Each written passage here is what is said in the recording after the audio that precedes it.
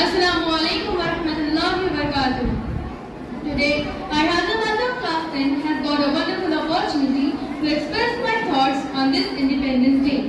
Today, we all are here to celebrate a momentous occasion, our nation's Independence Day. Hindus and Muslims struggle hand in hand for the freedom of our country. If at one side we had Mahatma Gandhi and Jawaharlal Nehru, then on the other hand we have Khan Abdul Ghaffar Khan and Maulana Abdul Kalam Azad. The contribution of Muslim revolutionary poets and writers is documented in the history of India's struggle for independence. Likewise, we both the communities are responsible for the freedom of our country. But a genuine question arises, are we Muslims really do join independence in our society and country? It is our right and pride to be a part in ruling the country too. But we Muslims have no interest in running the political system. We have kept ourselves away from the governing system, and right now we are just like filling the working class. This has led to many problems, and one of the major is being oppressed today. Yes, we Muslims are being oppressed because every big and important organization of this world is in the control of non-believers, and we Muslims ourselves do not have a single strong Islamic organization on an international level. They oppress us because we depend on them and on the organization. They have made the rules that govern us, thus they control us. You will see in every field and professions, those non-believers are at the top, and we Muslims just depend on them. We have allowed them to make the rules, regulation and limits that has enabled us to follow our Islam accordingly.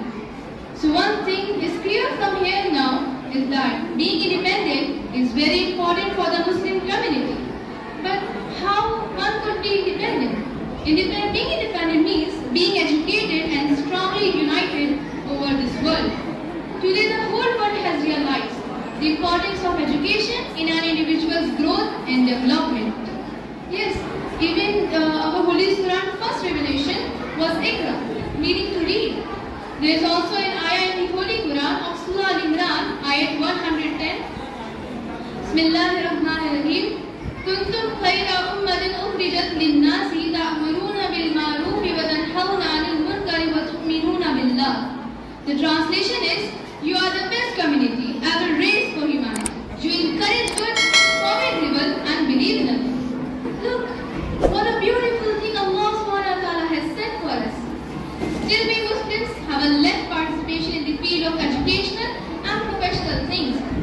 Today Muslim lawyers and judges are very rare to find. Whenever there is a religion-based case in a court, our supportive lawyer is a non-believer, and he will never be able to show the level of enthusiasm that a Muslim lawyer would show. These are sentimental things and affects one's well-being.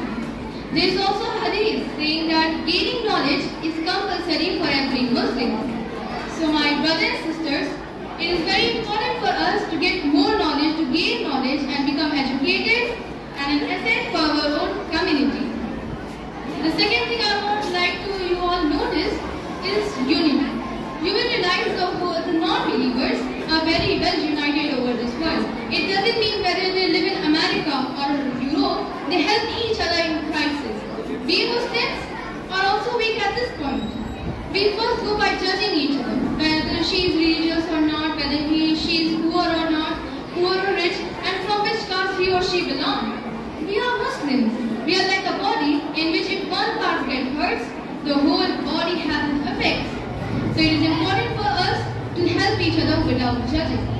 Because strength lies in unity, united we stand, divided we fall.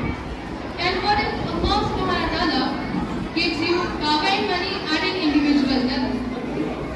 This can be considered as a gift, but it is also a test for you. There are many people around this world, once they get power and money, they get deviated from the right. Forget about Islam and get busy in the worldly life. We Muslims aren't meant to be like this. If we get power, if we get money by Allah subhanahu wa ta'ala, we have to make it worth of it. Spending in the right things, spending in Islam, giving charity and doing the right things. Is doing the right things all enough? No. Supporting the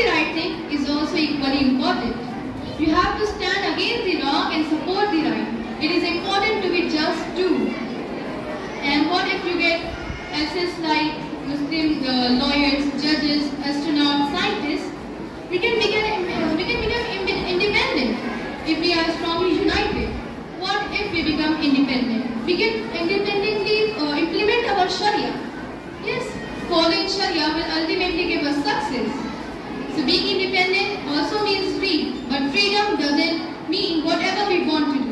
Freedom is doing the right thing according to Quran and Sunnah without fearing the other people. Freedom is when we are free at institutional level. And now I want to conclude my speech hoping that from now all of us try our best to excel both in this world and hereafter.